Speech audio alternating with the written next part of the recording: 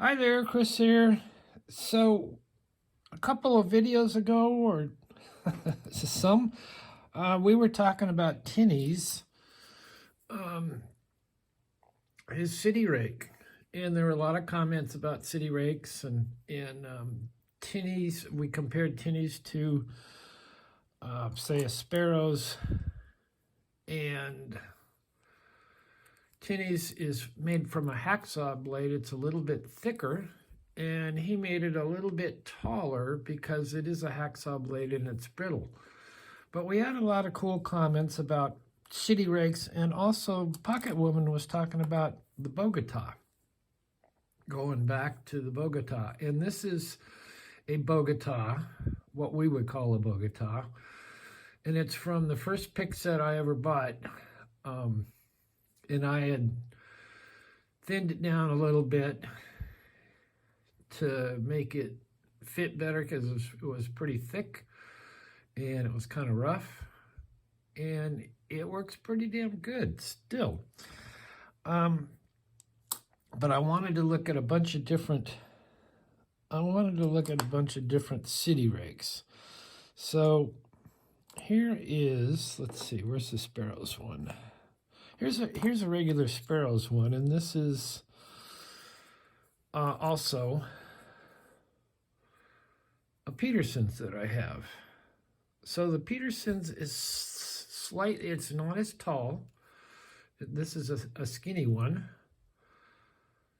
and it's not quite as pronounced, but basically it's the same damn thing. And if you go and look at other ones, they're all very, very similar. We're going to go back to a Mad Bob set. I believe this was called the Royale, and it came in a tool roll. And unfortunately, they tended to break. I have most of the picks still. Unfortunately, I've broken a couple, but these are still intact, and they give you two different Bogota options. Kind of a smoother one up top, taller, and a thinner shank one with it's a little more pronounced. Well, maybe not pronounced. Actually, and it's very smooth. But let's go back for a minute to the Bogota. Oh, I also wanted to put in the boom slang here. And this was, I believe, a collaboration. The boom slang was a collaboration between Teppenny and Locknoob. And it came out, I can't remember what Sparrows calls it. Here's one without, I've just put this on here because this handle is sort of cutting. But it's kind of Bogota-like. If we'll go back, come to the Bogota. It's kind of like that. It's similar. And why do we call it a Bogota? Well, I think in the late 60s, someone came out with a pick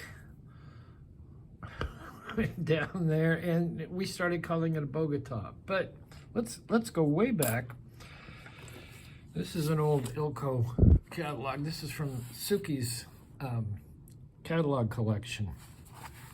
And this one is from 1957. So we'll turn back to what was available in pick sets in 1957. And there you go. There is a pick set. And if you look at the top one, boy, that sure looks like a Bogota to me, or what we would call a Bogota. And they call it a disc tumbler riffle pick.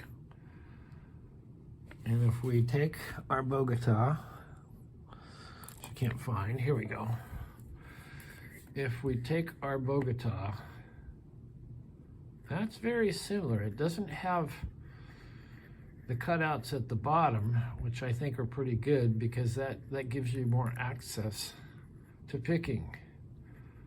But the profile is pretty damn close. and this is from 1957, and I believe those were available even way before 1957, but that's the latest I get, or the earliest catalog I can find this in.